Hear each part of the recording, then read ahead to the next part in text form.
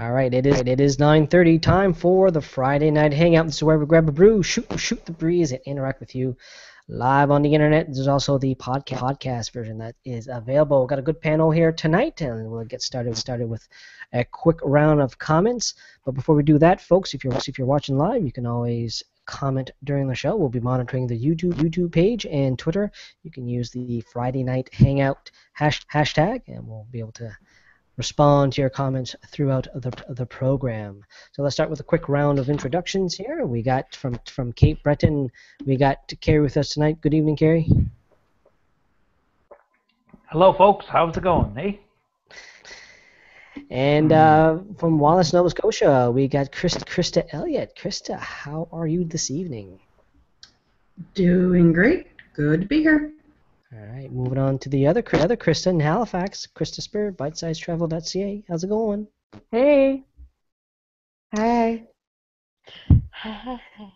Moving over to Dartmouth, we got Lori with us tonight. Hello, Lori. You still sound like Max Headroom. No. Ow. Yeah, you do. Yep. And I'm sure the replay, it will sound perfect. Yeah, okay. And they'll be going, Perfect. what's this girl going on about? No, and I'll be still laughing. Now, last week I was sucking helium, and this week it's Max Headroom. And of course, I'm here in Halifax also. Maybe people can comment if they're hearing any audio issues with me tonight. So, but we'll let the panel do most of the talking tonight because we've got a good bunch of topics here, and you can follow along the topics on the YouTube description page. We'll start off with the first round of what we're drinking tonight. Lori, what are you drinking tonight? Well, folks, I am drinking Good Robot corn beer. It's called Leave Me Blue, which is their corn beer, and it's a Kentucky Common Style. I don't know much about it. Its ABV is 4.5%. Bitterness, it says 16 IBUs. I will tell you that this is it's like a light lager, even though it's not a light lager, but better. So if you're a person who likes, kind of run-of-the-mill beer, this is probably to your liking, just with a lot more flavor. So that's my opinion on this beer. All right, excellent, Lori. Let's move on to Krista Spur. What are you drinking tonight? I am drinking a Sir Catherine IPA from Brasserie de Petit Saut up in northern New Brunswick. And it smells like an IPA, it tastes like an IPA, it looks like a double IPA, because I checked the color chart. It's 7% and IBUs, 70 IBUs, so that puts it on the upper end of an IPA. It is very hoppy with a nice little citrus note to it, so it's quite nice. All right, excellent. And Krista, the other Krista, what are you drinking tonight? I am drinking a new offering from the lovely folks down the road at Tatamacouche Brewing Company. It is Deception Bay IPA. Indeed. It's a lovely IPA. According to himself, it's a very West Coasty IPA. So it has a nice touch of hops, but not overly so, a little bit citrusy. It's very delightful, I must say. As you can see from the fact that my glass is already almost gone. Yeah, mine too. All right, excellent. And Carrie, what are you drinking tonight? I'm drinking the Darkness. Look at this beer. Look at that beer. That's nice. That is the Darkness. Nice. Looks like a stout. A nice body, color, creamy head. But it is an IPA. It has all that lookness for it, but it's very hoppy towards the front, but not quite as bad as or heavy as a stout. It's a mystery to me. It's the Darkness. A good beer. All right, excellent, Carrie. And I am drinking one of I pick it up every time I see it here from Sea Level. The blueberry. Oh yeah. 5% beer, so falls under the fruit beer, where the fruit balances well with the base style, which is their pale ale. And you can't quite see the color here, but this is a washed out blueberry color. So there is a little bit of purple. Yeah, I can see the purple. Yeah, Yeah, a little bit. Ready. I am told that that is the sign that they're using real blueberry juice, not a concentrate. Otherwise, the concentrate will show up more like the base beer, which is like the pale ale or regular lager, a little bit more tanned. But again, this is good. Nice blueberry taste. You got the nice bitterness from the pale ale that comes in afterwards.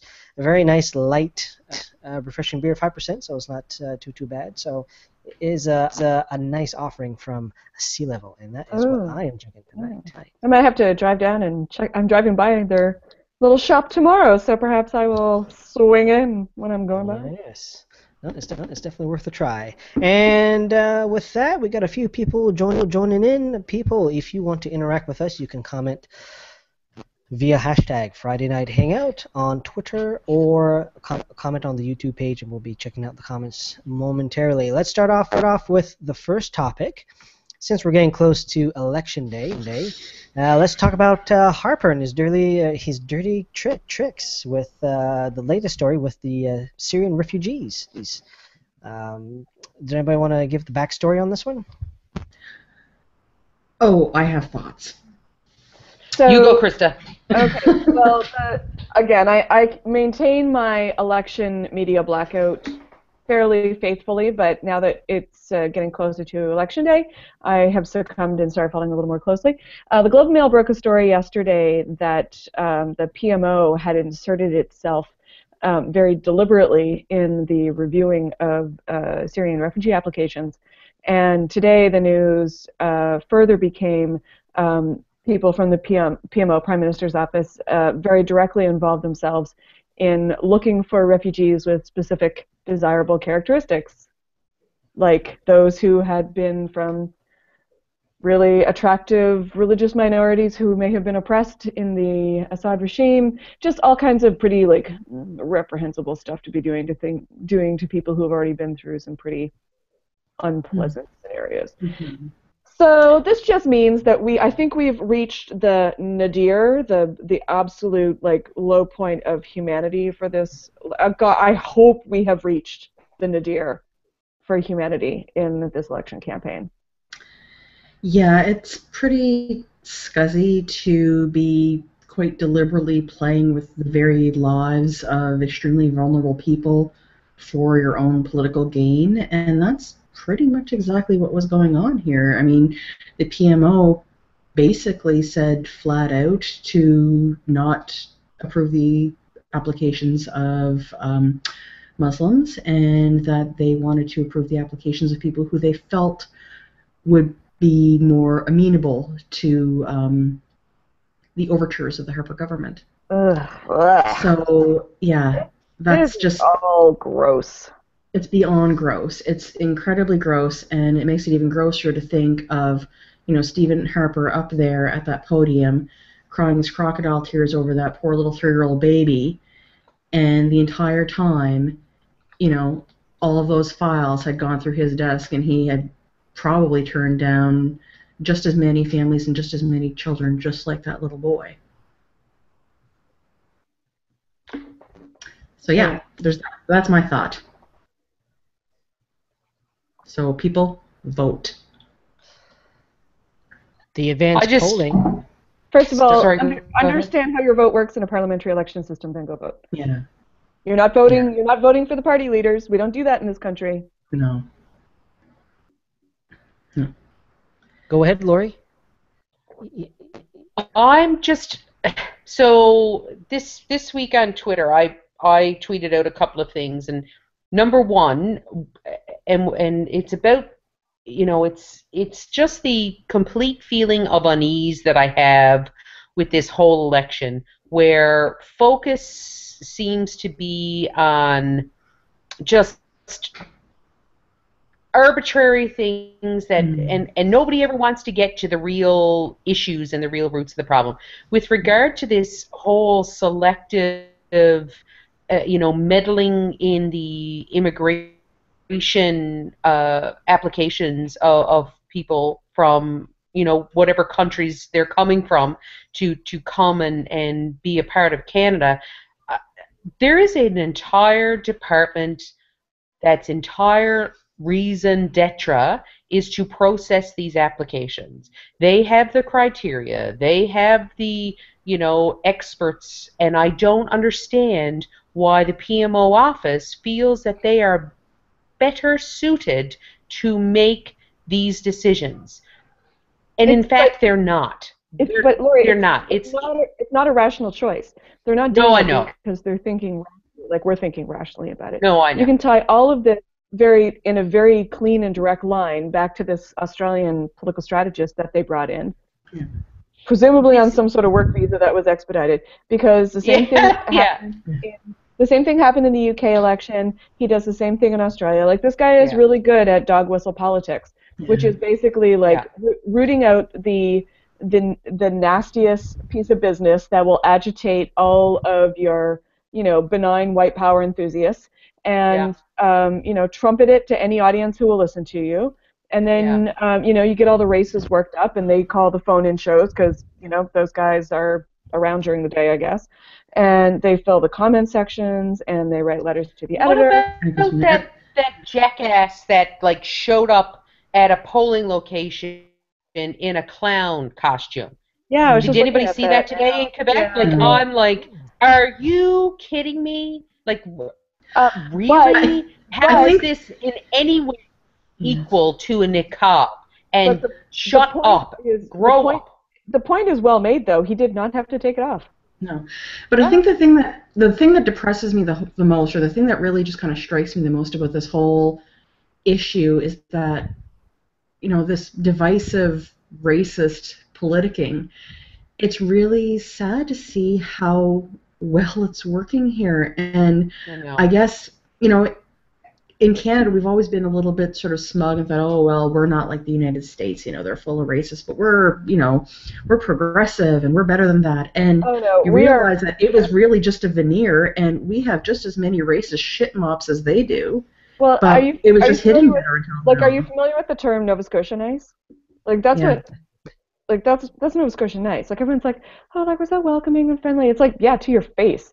Yeah, it was a little thin veneer of civility, and as soon as it's peeled off, it's an ugly, festering, pile of puke. And it's just, and I didn't realize it before, and I realized that's my own white privilege, not realizing it before because I've never been exposed to it, but just to suddenly be confronted with this virulent racism that exists in this country that, I thought was better than this, it's really effing sad. Well, Harper had it right. He called it old stock Canadians. Yeah. That's what he meant, right?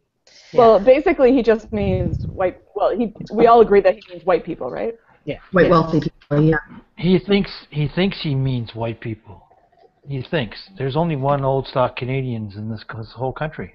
Well, yes. Right. The point is well made that he is intending to describe white people. Yeah. Yeah. Bad choice of words. This election brought Canada to the place I've seen it going for many years, and I just I don't want to imagine how it gets worse than this. I think our country has proven itself to be a pretty disgusting place in this election, and the sooner this election is over, the happier I'm going to be. Yep. Yeah, this has been a very ugly point in our history. No.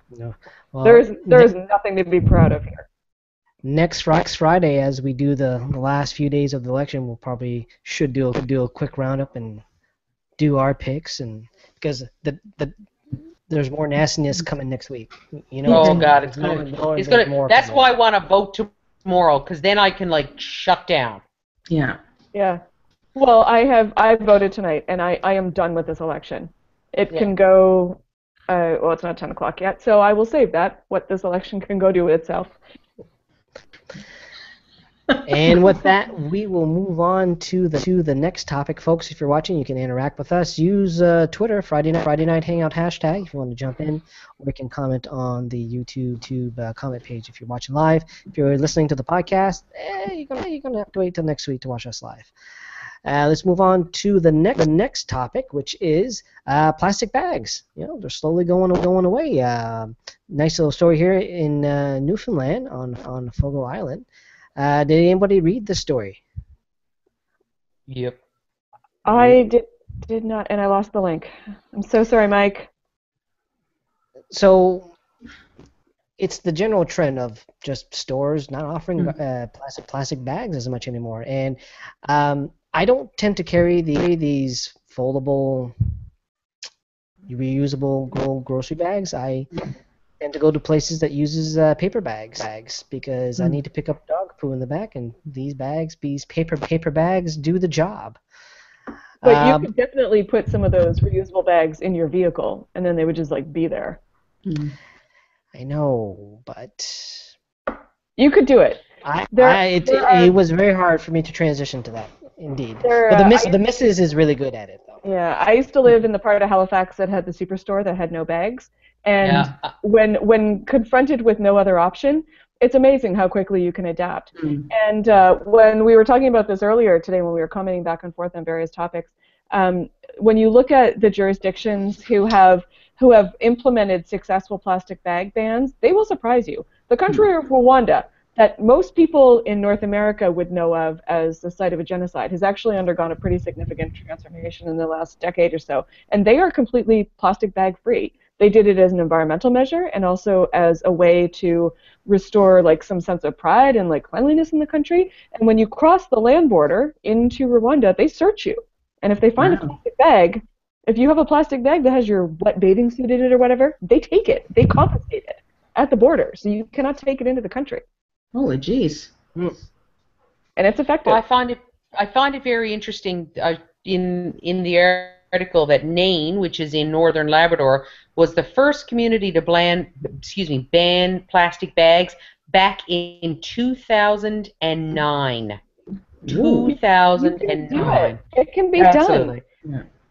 I think I have a load of fabric bags that I use fairly often, but I do get caught where I stop in at the grocery store, on my way home from work or whatever, and I'm like, I don't have a bag or whatever. But it doesn't happen as much as it used to, and I would say we probably use maybe a third of the plastic bags that we had before. But I don't see a problem with it. I just, you end up seeing them blown around like friggin' American Beauty in the wind somewheres. Yeah. I like the big insulated ones from Sobeys. Those are the ones that I tend to use as the great big insulated jobbies from Sobeys. Those are fantastic because a lot of times when we do a big, huge grocery order, it is in Amherst or Truro, which is an hour away from Wallace. Yeah. So we just buy a bag of frozen peas, slam all our meat in the insulated frozen bag, zipper closed, and Bob's your uncle. Yeah. And then you've also got peas. And we've also got peas. That's right. But it is a completely manageable lifestyle adaptation.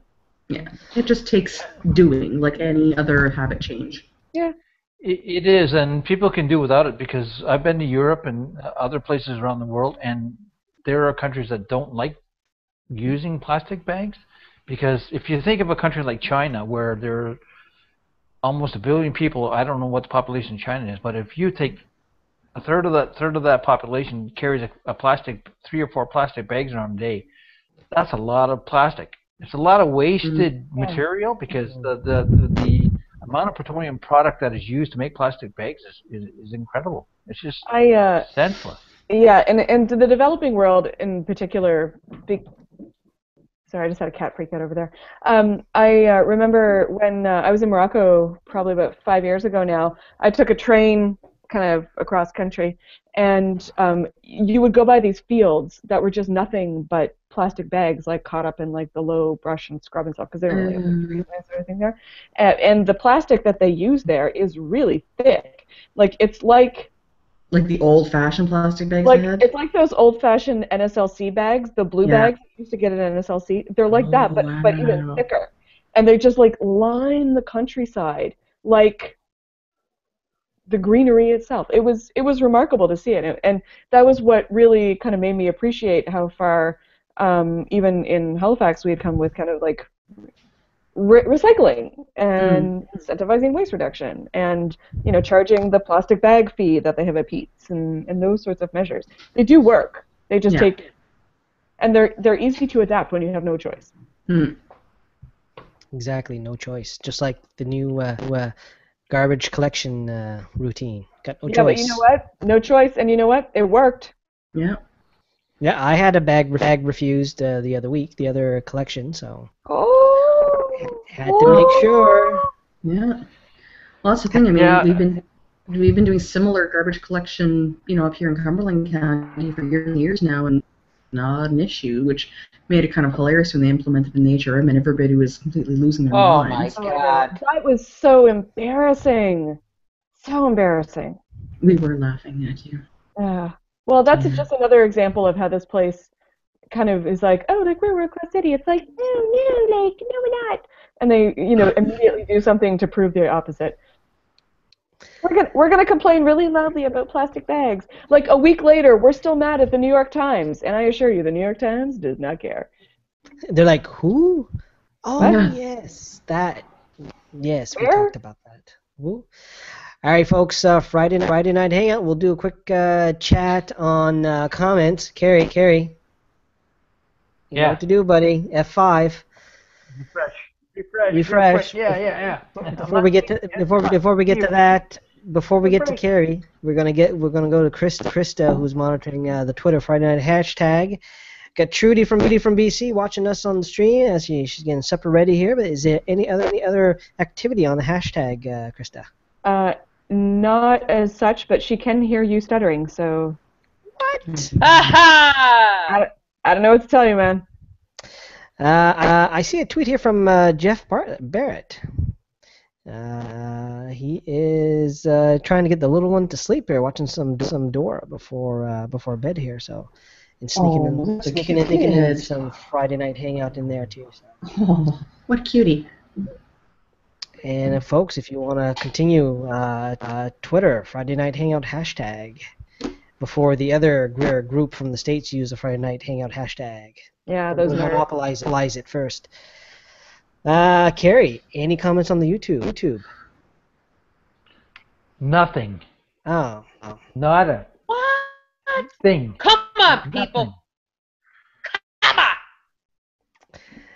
Nothing. Well, maybe the next story. Maybe we might be caught up in the great Google outage of 2015. That's going on all day. Exactly. I don't believe it. Well, Everyone's all set to comment on everything and nothing. Wait till 10 o'clock. The next topic will sure to spur some comments here because of all the Urban Outfitter fans. Nice, great fall team building exercise that they sent out to the staff. I think this is fantastic. That's great. I haven't stopped into the local Urban Outfitters here, so I have no. Is it Urban Outfitters here? Yeah, it's on Barrington Street. Yeah, Mm-hmm. yeah. It's like you can basically see it from your office. So should I be going in on the weekend? No, I'm sorry. I hate to break this to you, Jim, but I do not think you're their target demographic. Oh. Ooh. I'm sorry. Oh. Unless you want a Polaroid camera or some. I did notice a really short skirt. Oh, this is very terrific. So now that we established the demographic is on the young side, the company here seems to want to take advantage of that by offering a great team building exercise for the fall. The busiest time of the year is to come in and work for free on the weekend. Now, in the article that I read about that, it was only the salaried employees that were being called upon to do that at the fulfillment center. And I think this is kind of interesting because the nature of my job, and the employee group that I'm in, I don't get overtime. So I work my week, and some days I have to work more, and then certain times of the year, depending on what's going on in our work, I do work more with no expectation of overtime. So in I don't know, I'm not defending Urban Outfitters, but I can kind of see what they were getting at. But honestly, like if I'm an administration type employee, and you want me to come in and volunteer to work at your oops, no. Yeah. I'm not I doing mean, when I was a salaried employee, I mean, yeah, sometimes if there was events or different things going on, I mean, I would work above and beyond the normal working hours, but there was always a bit of flexibility there. I mean, I never get overtime, but sometimes I get time in lieu. So this doesn't sound like it's one of those cases. It's just like, oh, well, we're too busy, so can you guys come in and we're not going to give you anything in return except for your lunch. And what's the motivation? The fact of the matter is they've said, October's our busiest month, and we need all hands on deck, and blah blah blah blah blah. What this is saying is that we don't staff appropriately. Yeah. And we want you to come in so that we can manage what we are unable to manage through staff and hiring staff, and we're going to ask you to do that for no compensation. And it's not like this is an unexpected occurrence. No, anybody who knows anything about the U.S. retail or Canadian, like North American retail season, knows that from October until December, it's not quite 10 o'clock yet, it's a show, okay? Yeah. And this is when people are out in droves to shop for the holiday season, and in particular in the United States, it's for Thanksgiving, and it's the Thanksgiving, the Black Fridays and the Purple Tuesdays and whatever in the hell else they got going, but this is not new, and it happens every year, and it's not about offering team building opportunities. They continue to staff inappropriately, and they get caught, and they want people to, and perhaps it's strategic because they're like, well, we don't have enough staff. We'll get people that we pay, so we're going to get staff that we don't have to pay, right? Yeah, you're right. Yay You're for shareholders. absolutely right. Yeah, but it's just so patronizing. Oh, it's a team building activity. Yeah, blow it up your ass. Yeah, it's not. It's just stressing people. It's just like exhausting people. Again, I've worked retail, particularly during the Christmas season, and it's the worst. People are the worst during the holiday season. The worst. Oh, yes. People are the worst generally. And specifically the holiday season? Oh, my God. Yeah. So, and again, I'm a salaried employee, so there are periods of time where I work, extra hours and don't receive compensation for that. But it's not cloaked in a team building, flowers and hearts kind of thing. It's things need to get done, and we need to do it. And it's also part of your job regularly. Absolutely. It's not somebody else's job they're asking you to do and not get paid for. No. And it's not because your employer didn't plan and got caught with their pants down. That's right. And this is what they're doing, is they're asking people to not do their job, but to go somewhere else and do something else because, again, they haven't staffed appropriately, and they don't want to pay people to do it if they can hoodwink their own staff or guilt their own staff to do it. It's stupid. Yeah. For the purpose of what, though? Like climbing the corporate ladder at Urban Outfitters? Like, ugh. Well, this is it, right? I mean, I don't know. Ugh. Yeah, but that's the problem with all those outlet stores or those little wee regional stores that are fed by that cooperative angst. That they think that they can manipulate people just because we pay you this much money a month. We want you to work all the time. Yeah. Be so that grateful they you can have get it. so that they can get their 25-75 ratio or whatever it is between employee wages to material that's going to be sold to whatever. It's just crazy. I mean, it's capitalist in essence, but it's just a rare win for capitalism. Yes. Yeah. Hey, it's 10 o'clock. We should refresh our glasses. Fly. Release the F word. I gotta go get more drinks. Release your F words. And we'll do a quick round of what we are drinking tonight. And for people who joined the hangout a little late, so let's do the quick round of that. Carrie, what are you drinking tonight? Oh my God! I am drinking this beer called The Darkness. And it is by Boxing Rock. Oh. It pours like a. I'll show you. It pours like a stout or a porter. It's not a porter. It's an IPA, and it's really, really good. All right. Krista from Wallace, what are you drinking tonight?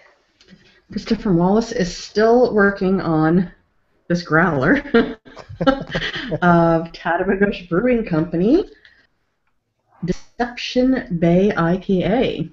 It's delicious and wonderful and lovely sort of West Coasty IPA with some nice sort of hoppy, citrusy, but still full-bodied goodness drinking right now. All right, excellent. And Krista Spur, what are you drinking? Looking for your cat? I am, well, weird noise. I don't know if it's you guys or somewhere else. I have finished my strong IPA, as you may have noticed, and I've moved on. And she moved on to a Louis XIII or Louis XIV from Petit Saut. Oh, good choice. And yeah, I think we're getting some. I think her Eastlink just shit the bed again. Yeah. Poor Krista. Hopefully she'll be able to jump back in. Lori, what are you drinking tonight? Well, I have just finished off the corn beer from Good Robot, but I have a growler of Breton Brewing Black Angus that as soon as I finish speaking, I'm going to put on pause and hoof over to the fridge and get me some Black Angus. All right, excellent. You go do that right now. As I described my my sea level blueberry pale ale, so 5% beer. It is actually has that blue tint for a blueberry. It's working its way down pretty nicely. It's working a good, nice light beer. Good stuff. And Lori will get the Black Angus. Carrie, you've had the Black Angus from Breton. How would you describe that? Black Angus, it's a good IPA. Very smooth drinking beer. For a new microbrewery, they are doing really well in Cape Breton. Like I said before, they're getting some of their product out to the rest of the province, and it's just working out well for them. They are doing well. All right, excellent. Only wish I had done it before then. And Krista is back from technology. Oh, Eastlink is letting us down tonight. I see Lori got knocked out again too. No, she hit pause to get her growler from the fridge. So. Okay, well, before I get knocked out again, I'm having the Amber Ale from Brasserie de Petit Saut. It is very amber in color. It is 5% and has caramel notes. God damn it! Did I get kicked out again? No, it's all good. You're here. No, we were just frozen in like. Amazing. No, I keep on getting an error window pop up. Like the whole system is falling apart tonight. And it is this one is much lighter. It's a 27 IBUs, and you can tell there is a distinct difference between these two. It's very smooth. It's very multi-character. There's lots of caramel. It's dark as heck. the color it's supposed Sounds to be. good. All right, sounds good. Typical American amber ale. All right, and Lori's back, so that's good. All right, we'll do. Yeah, this is a nice IPA, I got to tell you. Carrie was able to had it. Carrie had it before, so we were asking him what he thought of it as you were getting it. So you've taken a couple sips there. What? I've had a couple of sips, aka gulps, and it's what's that, Carrie? I think you've had it before, haven't you? No, I didn't. I had another Breton, but I didn't have the Black Angus before. Ah, right. It's nice and it is. It's nice and hoppy. It's definitely got some citrus to it. Very smooth to drink. Actually, it's a lovely IPA, I got to say. So, more about that later. All right, excellent. Can I just say I love the way the Newfoundlanders pronounce lovely? Lovely. Lovely. Wonderful. Well, something else that's lovely. Krista Spur pulled out this beer news story. Bose from Ottawa or somewhere in Ottawa. Van Cleek Hill, near the Van Quebec. Cleek Hill, next to Carton Place or something like that. No, further down the road, further down the 7. They're practically in Quebec. They are the largest organic brewers in Canada. But using my finest Lunenburg County, you know why that's because? Why? Hey! Because Mill Street got bought by Labatt today. They're in some sort of collaborative partnership nonsense garbage, which means Bose is now the biggest craft brewer that is not owned or otherwise financially supported by one of the big guys. Wow. And they published this this post on their website that is trumpeting this, but is also like a pretty sick burn to Mill Street, and kind of like, we don't make craft beer, don't know what you fools are doing. And then at the end, it invites Mill Street employees who would like to still make craft beer to apply for a job at Bose. Like, it is an exceptional burn. No, you have to applaud good shade when you see it, and this is good shade. But you can also applaud people who want to get paid, get some zeros. Freedom 45. But Mill Street spent all day on Twitter telling people, "Oh no, we're still going to be like making craft beer." It's like, not once you have Labatt money. You might for the first year, but they'll show up at the door eventually, and like all you guys will be gone one of these days. Yeah.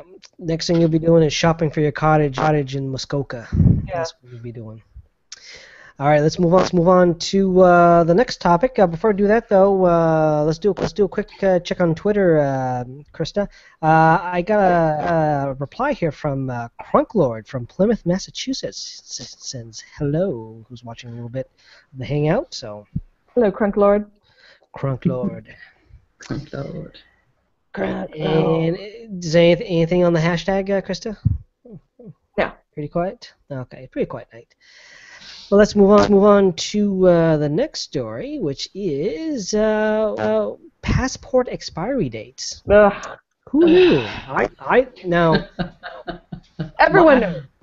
Well, I just checking my passport here right now. I just had it here for my last trip into the United States, and that was the first thing I had to check. It's like, this thing expired? I can't remember. I'm good for another couple years. But that's not the real issue of the story. That's not the issue.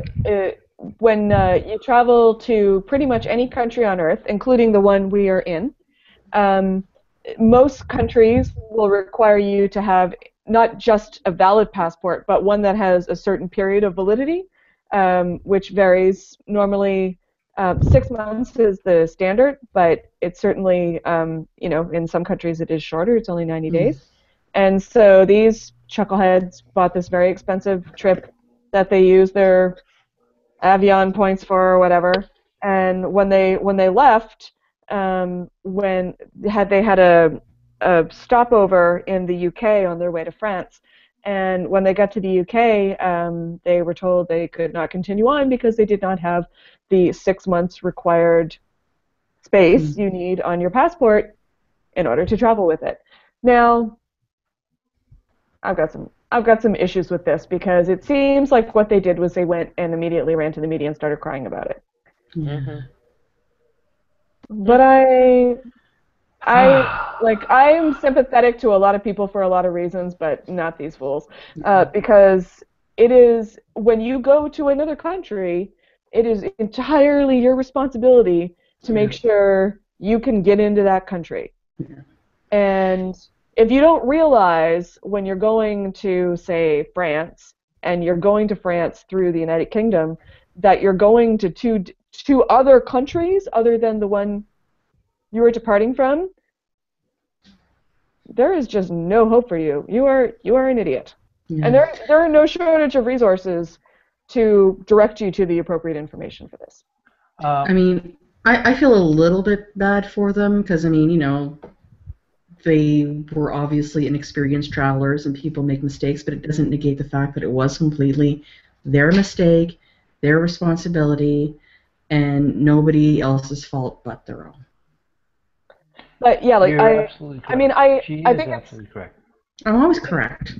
It is sympathetic. It's very sympathetic of you to make that argument. But when you go into someone else's country, to say that someone is horribly naive if they think they don't have to check out the rules for another country when they go to it is probably the nicest thing I would say about it. Yeah, and I think that was the case. Basically, they were horribly naive, and you know. Again, and nobody else's fault but their own. But all they did was rush to blame other people. Yeah. It was and that's the point where I lose sympathy. Oh, it was the travel agent's fault. Oh, it's just, you know what? Like, if you don't have enough sense to know, like, hey, I'm going to another country, maybe I should check out the rules before I go to it. Especially you're not a sympathetic figure to me. No, especially a huge trip that, you know, this big, huge dream trip that you're planning. It's not like it's like, oh, let's just, you know, jaunt over to Maine for the weekend. Oh, crap, you know, my passport's almost expired. Well, this was a big, huge trip that they were planning. You'd think that they would have. But when you go to the States, you need 6 months when you go to the States. This isn't like, you know, the same thing could very easily happen to you going from Canada to Maine for the weekend. Oh, exactly, but it wouldn't cost me $9,000 out of pocket if I made that mistake. And I guess for me, it's, you know, part of it is, and I agree with Krista, both of you, which is a wonderful sentence to make. But, you know, it is. I agree with Krista. I have sympathy for them because it seems like they are inexperienced. However, as an inexperienced traveler, I would expect that a person who doesn't know it would be more conscientious about the planning process. Mm-hmm. If you don't know how to drive, you're not all of a sudden going to get into a V8 truck with a stick shift and fucking have at her without taking a lesson. Right, you know, it's fine. This'll be fine. Like I know the difference between the gas and the brake. Oh my shit! What's this third pedal? Right? Like it's that type of thing. That if I'm doing something that I'm not sure about, I would probably research it to the death. But you're a sensible person, Lori.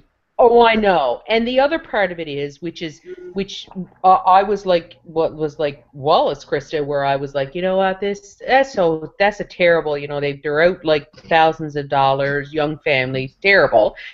But when you go to the press as your first option to moan about your own mistake, as if something's going to happen, do they expect British Airways to like say, oh, here's $5,000 and a free ticket, come back again sometime or something?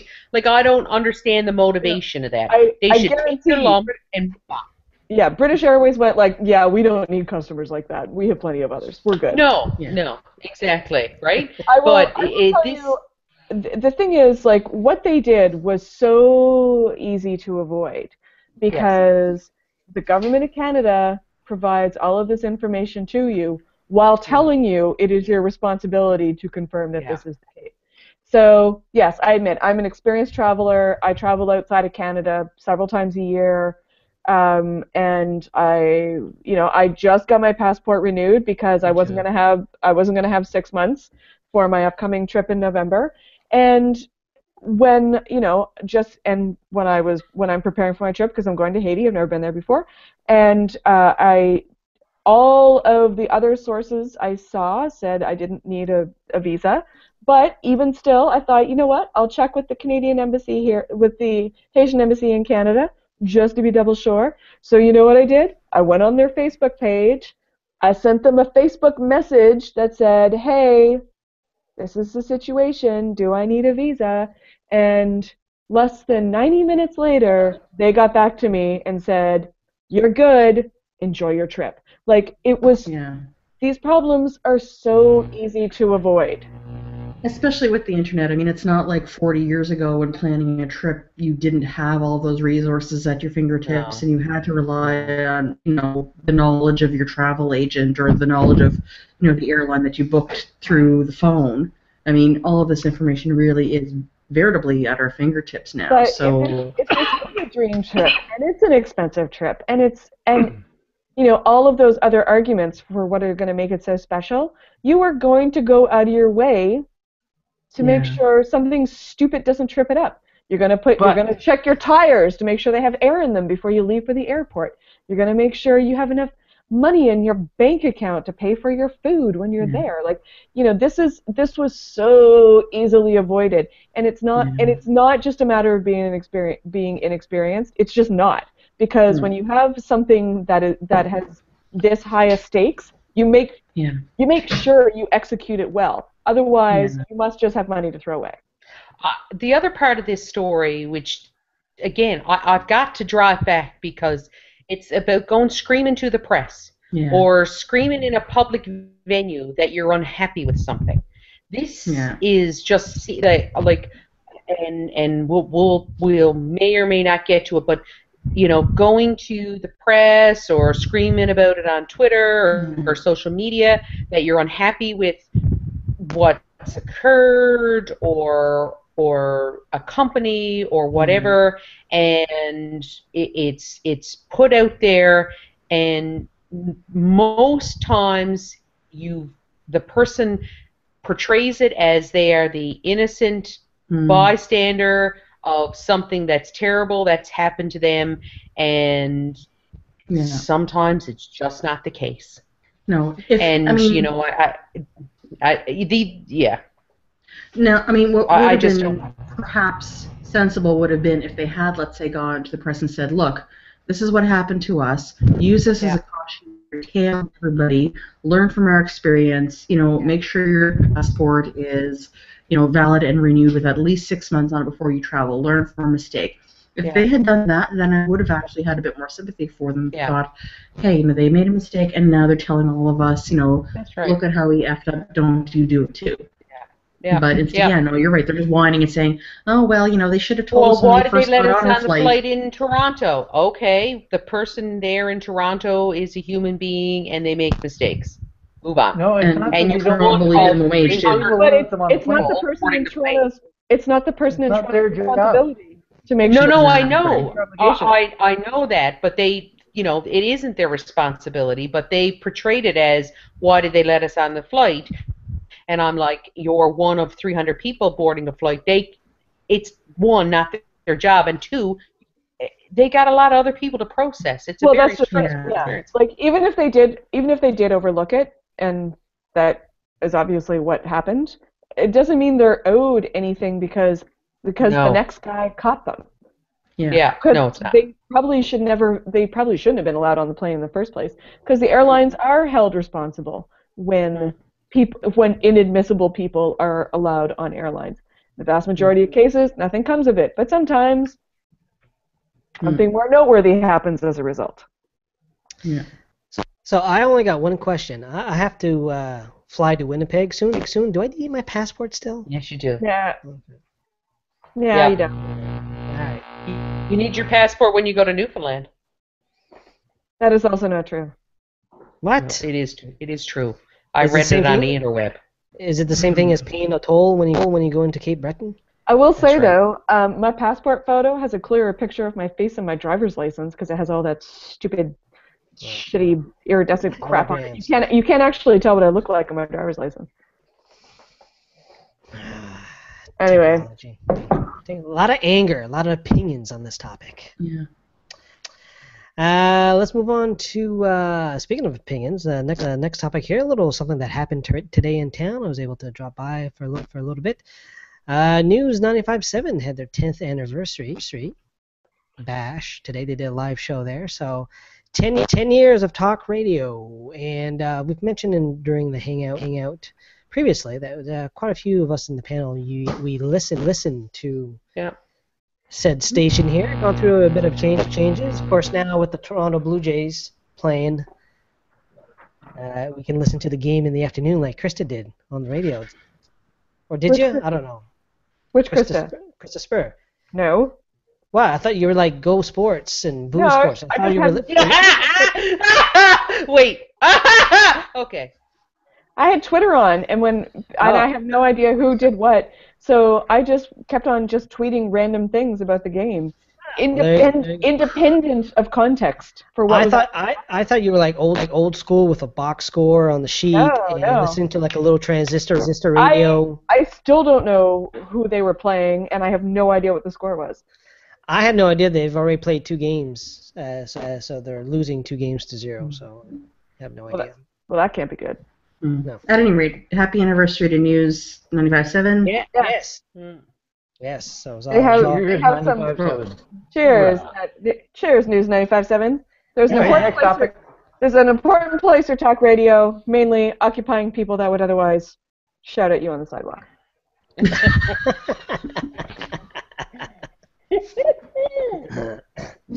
All right. With that, She's not wrong. We'll move on to I think this is the last topic here that we have here before we go into overtime. If there's overtime, Krista Spur brought up another topic here we mentioned on a previous hangout. The wonderful app, People. This is the people rating app, kind of like Yelp, but for people. But they're hiring people, but they've shut down the app. I don't know what's going on. This is a confusing story. They're hiring a chief technology officer, and people who need people. In a LinkedIn post, the head idiot in charge of this enterprise is like, "Oh, we've learned from our mistakes, yet remain remarkably resistant to criticism," and get quite defensive about it when everybody brings it up. But it appears, I still maintain this whole thing. I still think this whole thing is a hoax, but they are at least putting the window dressing on the idea that they're going to produce something. So we'll see. I'll believe it when I see it. But apparently now you will not be added against your will to it. So that's a win. A win for humanity for what is still a completely garbage proposition that can only end in.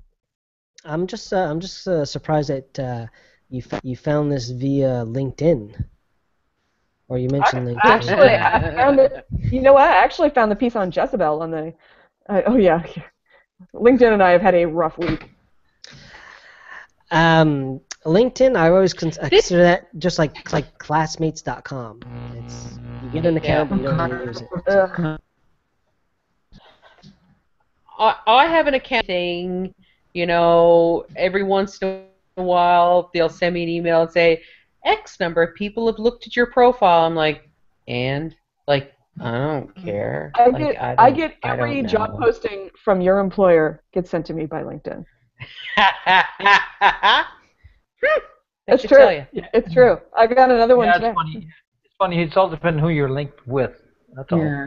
Yeah. Well, there's a lot of this whole people thing.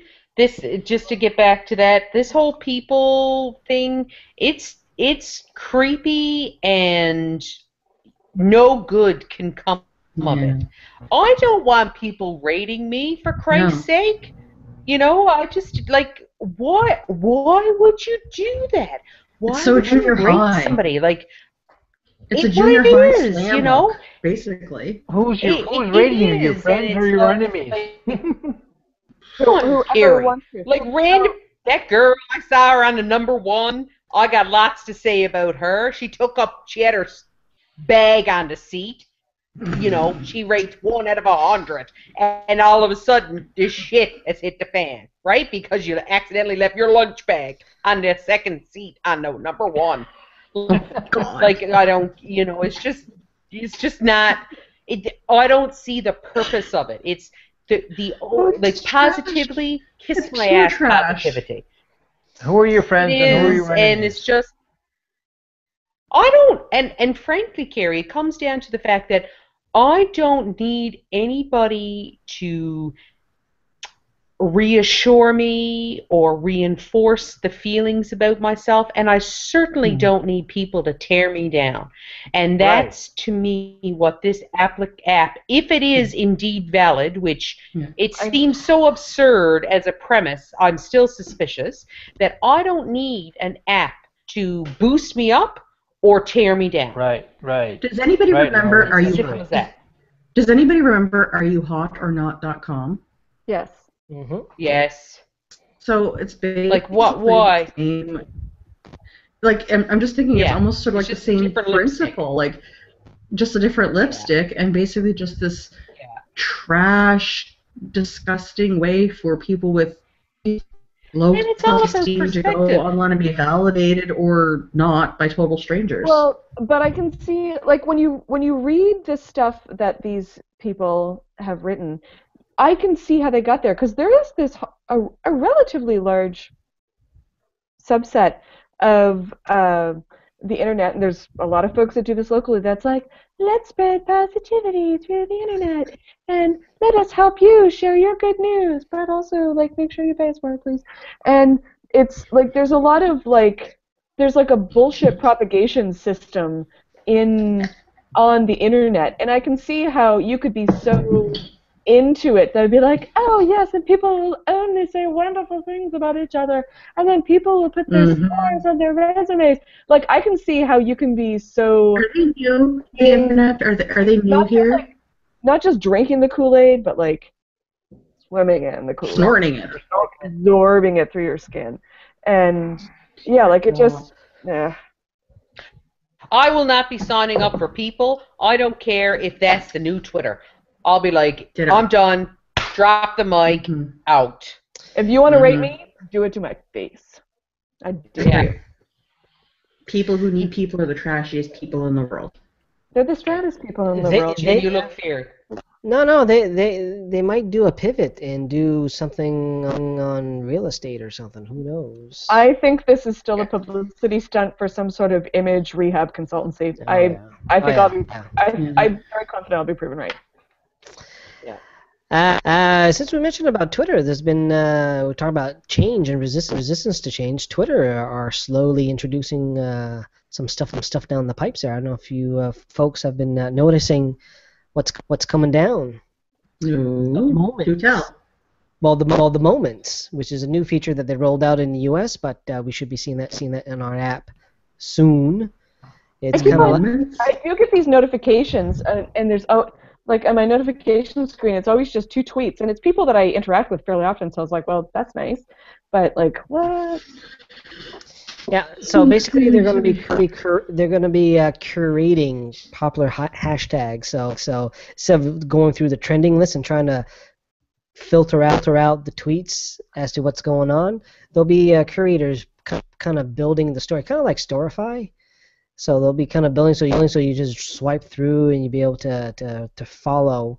It is very important for Twitter to realize that most people do not want Justin Bieber or One Direction tweets. They need to be able to get that shit out of my timeline. Yes. And get it off my timeline. Especially with Justin Bieber song pictures. I don't need to see that. I just don't. I've been avoiding it. I don't want to see it. You can't avoid it because it just pops. It's just right there. I only saw his dad's reply to that, asking what he was. That was bad enough. That was scarring. That was devastating to see. That was very unsettling. I had to take 3 showers after reading that. I did not read it, so I'm going to continue to live in this blissful ignorance. Thank you Yeah. very Oh, much. I'll send it to you, Lori. Don't worry. I'll send it. Yeah, yeah. Oh, Christy, Oh. you're mean. Don't be mean. We'll quote a retweet. Let's see. Other than that, Twitter, they're considering dropping the character limit on the usernames, so that 140 characters. So that's few things they'll add. Just stop fucking around with it. Stop fucking around. We They're trying to have figure out evolved. They're trying to figure out how to make money. Yeah. Twitter's trying to become no, Facebook, and Facebook's trying to become Twitter, and they're both becoming a mess. Oh no. Twitter is making money. It's just that their users are flattening out. Right? It's just us power users and journalists that use it. The new people come into Twitter and they're like, I don't know what's going on here. I'll leave. All the Facebook. cool kids are on So Snapchat. I have to say, as a person, like, I have found that because I am a heavy user of Twitter, it has actually, funny enough, improved my writing style in that I am much more concise when I write a professional document. Yes. Right? Where it would take me 16 words to say, this is not a good idea.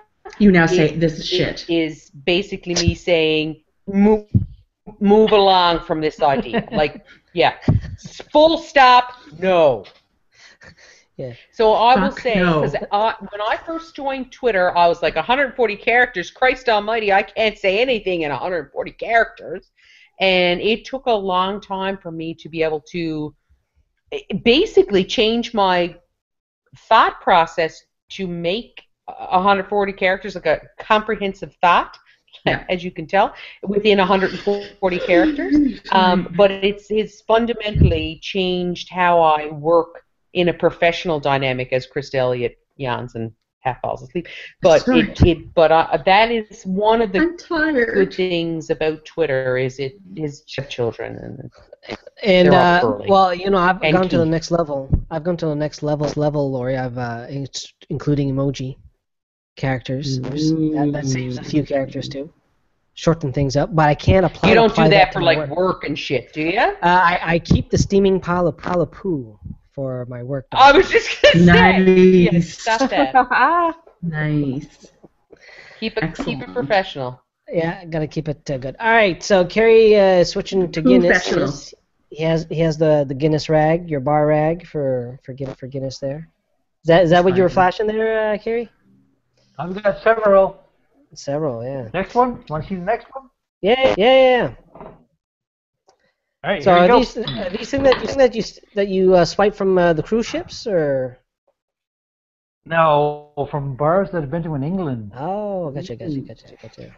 Base. I got a question for you, Kerry. It's Celtic Colors down there this next bit, isn't it? 2 weeks, yes. Yeah. How are the colors? Yeah. How's the colors? The maple trees are red. Nice. So should we not realize the maple trees are red. That's all. That's all I can say. None of the other colors are coming out yet. It's not Christmas, Kerry. Just tell us, do we need to get up there or not? No, don't come. I got to say, there's an awful lot of stuff goes on in Cape Breton during Celtic Colors. I never realized it before. Yes, that's true. It's big. It's huge. It's amazing. We but should. The trees aren't there. We should take a moment to plug Lori's blog for Nova Scotia community events. Yes. Which can be reached at NS. NS for Nova Scotia communityevents.ca, and it's updated weekly. I usually bundle a post giving the highlights of each area within the province, and some of the events. The events include community meals, craft sales, bake sales, festivals, and things of that nature. And I can tell you about Cape Breton to be next and 10 days and community events in every community on Cape Breton Island. It's quite extensive. So. Yep. Come up and join us. My hat's off to you, Lori. Seriously, doing that blog, that is just such a fantastic. Why did my camera go dark? A lot of work. I shaggin'. I don't know why. It all started with a conversation that Christopher, Mel, and I had over a pancake breakfast in Tantallon. That's right. And I have been doing it now since about April or May, and I love it. And it's just part of it is really interesting to see what goes on in like the different communities in Nova Scotia, and it's very interesting because every single area. So I've broken it up into like the Halifax region, and then like the South Shore, and then the Valley, and then like the North Shore, like Tatamagouche, Bay of Fundy area, and then Cape Breton, Pictou County, and then Cape Breton. Everybody is hustling, and in a good way, for like really, really good events, and just for good reasons and stuff. It's amazing. And if you're from away and you're coming here, check it out. But if you're from here and you want something to do, check it out as well, because there's a lot of really, really great people doing really great things. And if you're a WordPress user, you can follow the blog and it'll show up in your reader. I just followed it, so I'll be able to see it in my little reader. Or if you follow the Avoiding Chores Twitter account, we retweet. Thanks, Avoiding Chores. But that is enniscommunityevents.ca? Correct. All right, go check it out, people. All right, so with that, folks, should we do a round of plus ones, or are we good for the night? I got. Well, I will say, it was nice to have Dan with us last week, and I should have done this when we had him on the podcast on the hangout with us last week. But for whatever reason, it occurred to me I haven't seen what Chunk Tingle's up to lately, and if you go into Chuck Tingle's Amazon.com listings, you're gonna find a good time. And there is Chuck Tingle's with treasure. Chuck Tingle is the patron saint of the Friday Night Hangout. Yes. And if you look on Amazon.ca, if you're on the Canadian Amazon, you will find that there's someone who has been clearly inspired by Chuck Tingle, and they've written one about a double coffee. So I'm gonna leave that nugget with you to go find. About a double coffee? Yeah, it's about a double team by a double. Is that part of the title, double team? Well, there's definitely double in it, and I found it in the Chuck Tingle search results. So, wow. Bless. If you can't find it, tweet me, and I will send you the link. She has it bookmarked. Yeah, I'm just looking on my phone now. Double. Jesus. Nope, not double. Yeah. Oh, hang on a sec. What's this? Oh no, that's no. I can't remember the actual. Yeah, you have a small child in the house. You should not be looking at such things. Small child is in bed right now, and on top of that, potty training weekend for us for the long weekend. That sounds like a terrible way to spend a long weekend. Luck. Ours has no interest whatsoever. I'll get around to it. Mind you, I only got Keith potty trained 2 weeks ago, so. I want to go on dates. Yeah, I was just gonna say. Yeah. Krista, I got how Tim Hortons became a Canadian way of life. One cup at a time. Is it that one? No. Okay, you guys talk amongst yourselves. I'll find it. That's hilarious. Does anybody? Well, it's as we're buying time for Krista. Anybody else has a plus one or something that they've been scanning podcast wise, or anything on Netflix they want to recommend? Lori, I just watched. So Jim, I don't know. Last week or the week before, you tweeted out about lore. Yes. And now I've listened to all of the lore. Yeah, I enjoyed immensely because, of course, I like to frighten the shit out of myself. That's a really good podcast. But I tweeted out one yesterday, and I can't remember the name of it. That tells you how uninteresting it was. It was along the same lines as criminal, but not. It's to me, it was like a radio drama, and it's just it wasn't very good. But I'm totally digging lore right now, as far as podcasts. Was it the one that? I tried that other one. I just couldn't get into it. Yeah, I listened to them and I was like, oh, it's. Oh, that's the Limetown. That's it. Yeah, I had trouble like getting old radio dramas. Millennials trying to be spooky, like pass. Yeah. No, I prefer going on Spotify and bringing up the actual radio dramas from the 30s and the 40s. Yes. I'd rather listen to that. Yeah. Than the latest stuff here. Yeah. I'm just waiting for the next The Read to come out because I very much enjoy that. It is out. It's live in Seattle. It's 2 hours long. Okay, that must have came out today or last night, did it? Sometime yesterday. Okay. Jim, did you get the link I posted? Yep. Here we go. Double team. Let me bring it up. I'll bring it up here so everybody here watching can share in it. I will say I don't know if it's worth $3.75 because it's only 12 pages long. Mm-hmm. With a Tingler, you get something that's easily like 3 or 4 times that length. You gotta like this Cascadian Dark Ale, though. A Tingler. Oh, Jesus, what? I like the Dark Ale, the Darkness, Carrie. It's a nice beer. There we go. Good there beer. it is. Yeah. So, a non-beer. Double team by the double. Double team by the double. Extra large coffees. You're about to give Cole coffee a night he won't forget. This MMMM store features an unforgettable, very Canadian encounter and a hockey player. 2 willing double-doubles. It's like they've taken every bit of Canadiana that they can jam into 12 pages. I'm sure there's lots of jamming in those 12 pages. You're right. Oh my God! And look what shows up at the bottom of my recently viewed. I know. Like, why is my book being? Like... Oh my God! Okay, everybody, go look at Jim's book, and then go look at this book and see if we can get the algorithm messed up for it. That would be amazing. Great. If we could, Carrie. What? Just to come back to that Darkness sphere, is that recently out or was that out last fall?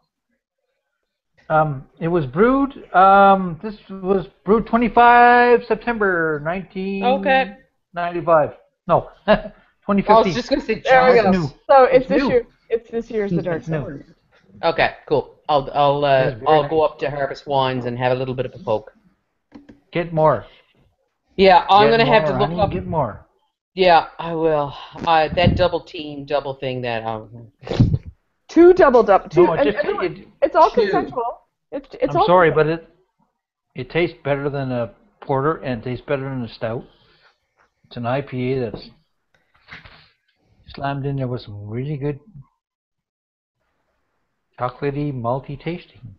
All right. Sorry. You sold Carrie. I like how Carrie's completely ignoring the coffee porn. Yeah.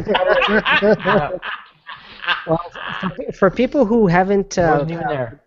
For people who have been following the Chuck Tingle, we had a great segment on Chuck Tingle, and definitely do a search for that author name and go through his recent titles. Or don't.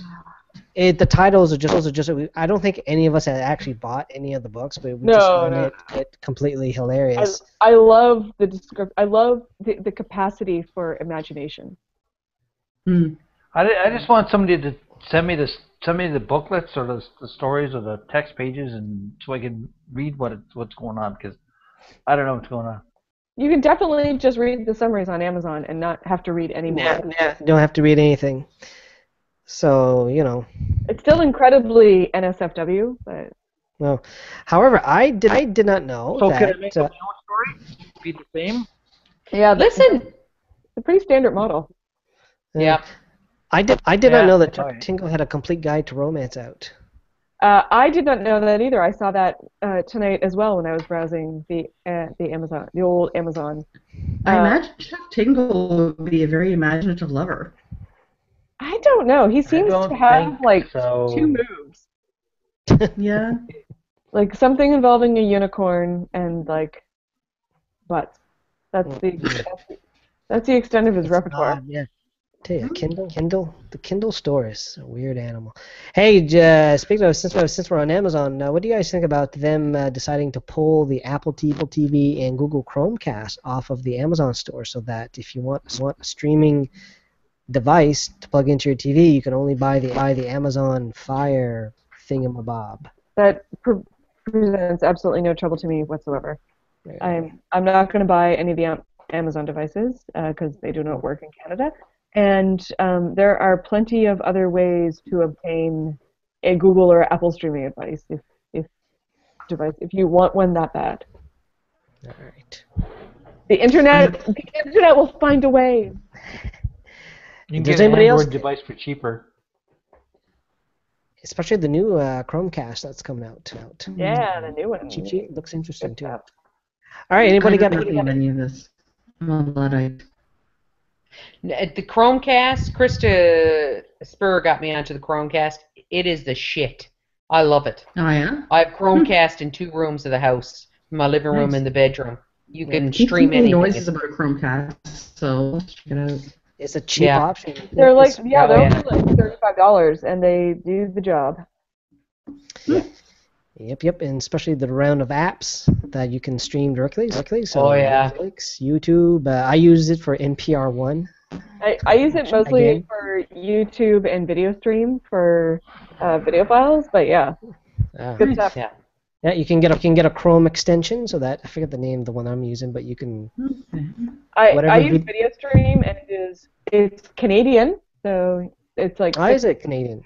Yeah, that's the one I use. Canada. Yeah, and it's a good piece of nice little piece of software, I guess. Add-on. Yes. I like my Chromebook, so I'll probably like the Chromecast. You would. Right. Oh yeah, you would find the integration very pleasing. Mm-hmm. All right, well, that folks, let's wrap it up for a night. So Carrie needs to get to bed. So to go check out the Celtic colors. All right. Good night, folks. Good night, Krista. Krista, how do we end off? Good meeting. Good meeting. Good meeting. Good meeting.